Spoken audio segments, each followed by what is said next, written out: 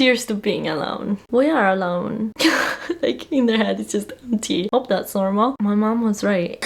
So this was not supposed to be the video for this week, but as I was reflecting on the video I was planning for this week, I remember something. When I was young, my mom used to tell me all the time that we are born alone on this planet and we're gonna die alone, and so that we are alone throughout our whole life. And I know that is quite a sad thing to say to a kid, and I used to always get mad at her. I used to always say like, how is this supposed to help me right now? Like, this is not helpful whatsoever. Like, I'm telling you about my problems and you're telling me that I'm alone. Like, what? But the more I grow older, the more I realize that we are so alone in anything, in life in general. And I know this seems quite a sad thing, but is it? I consider myself to be pretty much in the self-development space, and not just about the videos I make on YouTube, the things I listen to, the podcasts I listen to, the books I read. They're all in the self-development space. And the more I read, the more I listen, the more I come to realize that maybe we are alone. And that's not necessarily a bad thing. When you are relying on somebody, you are relying on their emotions, you are relying on their actions, you are relying on their choices. And I know it sounds sad, like say, oh, you're alone, but why have we given this word such a bad reputation? I recognize the trend that's online about, you know, I brought myself on a date and I went to the cinema by myself and all these things that sure are great, but what's the message behind that? Is it that you are comfortable enough with yourself that you can spend that time between you and you without judgment, without the need of someone else? And there is all this movement about women in their 30s not being married and not having kids, living their best life, at least what they say it's their best life. And a lot of people are judging them in the comments, a lot of people are envying them in the comments. I do understand the point they're trying to make, that you don't need somebody to make you happy. And that's true, you don't. Actually, I truly believe that if you're with somebody that makes you happy, you're not truly happy unless you're actually happy with yourself and the person beside you just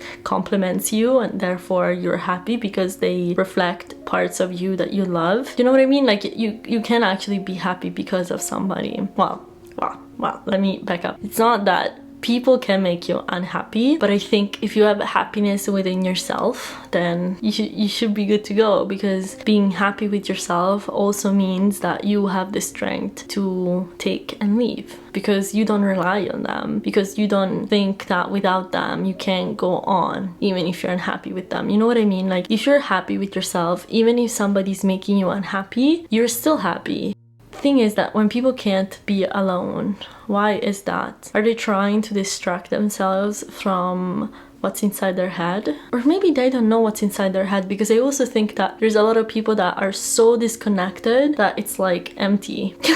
Like in their head it's just empty. You know, in the morning when I wake up, I have like so many things going on in my head. Like, I'm thinking about the future, I'm thinking about the present, I'm thinking about things I'm grateful for, things that I want to change in my life, things that I hate. And I enjoy that time so much because I can hear my voice so clearly in my head and I can genuinely have a conversation in myself. Hope that's normal. But then as soon as I turn on my phone and I go on my laptop and I answer emails and things like that, the world starts to take over and I can't listen to that voice anymore. I don't hear it unless I consciously stop and do nothing. And then I wonder about all the people that don't have those conversations with themselves. Do they feel less alone? Because I feel pretty alone at times, but I don't necessarily see it as like, oh, I'm alone, like so bad, so sad. I more see it as a moment for myself, because I think when my mom told me that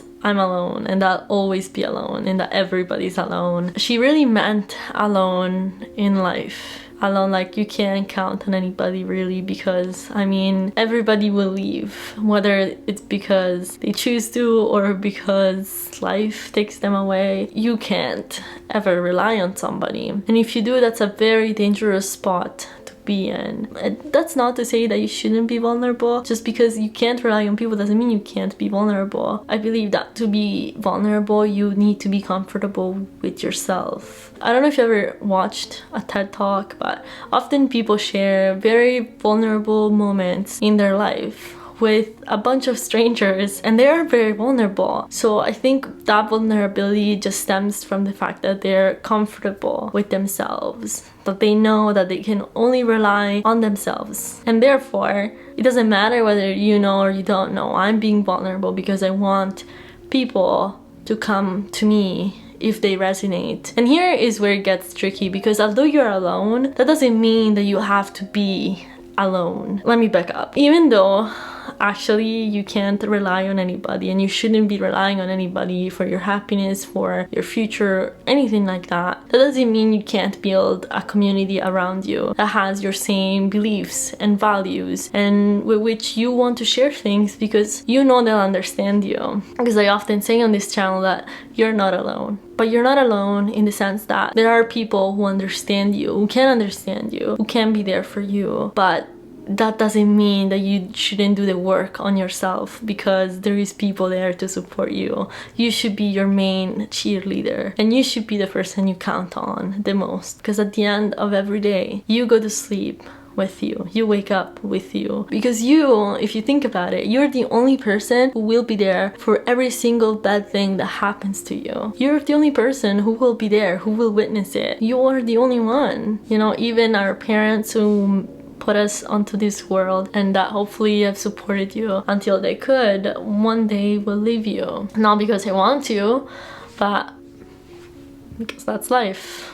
And so, all this to say is that yes, you're alone, but actually that is empowering, because you don't have anybody standing between you and who you want to become, between you and what you want to achieve. You're the only person who's standing between you and the best future version of yourself. You can't blame anybody, because guess what? You are alone. And so I hope that even though this may have been a bit of a dark video, I hope you got something useful and that made you smile. Hopefully. I don't know if this was a video where you could smile. So anyways, this year I'm dedicating it to discovering myself, to finding myself, and to getting over this feeling of being lost. So far this year I made a video about overcoming your fears, finding freedom, finding inner happiness, even achieving your goals. And so if any of that sounds up your stream, go check them out, and I hope to see you next week.